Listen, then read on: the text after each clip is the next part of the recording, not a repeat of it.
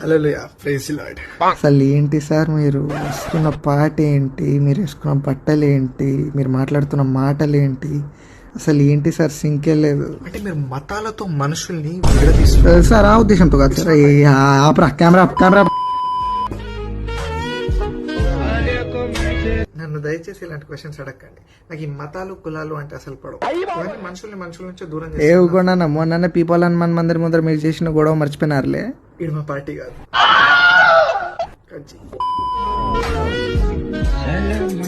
ఏంటి సార్ మీ దగ్గర బాగా డబ్బులు ఉన్నాయని కూలింగ్ గ్లాస్ వేసుకొని షో ఆఫ్? అయ్యో, ఇది ఫుట్పాత్ దగ్గర 70 రూపాయలు కొన్నాను. మీకు తెలిసిందే కదా నా ఆర్థిక స్థితి అంతంత మాత్రమే. ఊకో అన్న మళ్ళీ ఆ పదము. రేవన్ షోరూమ్ లో 20,000 కొన్నావు.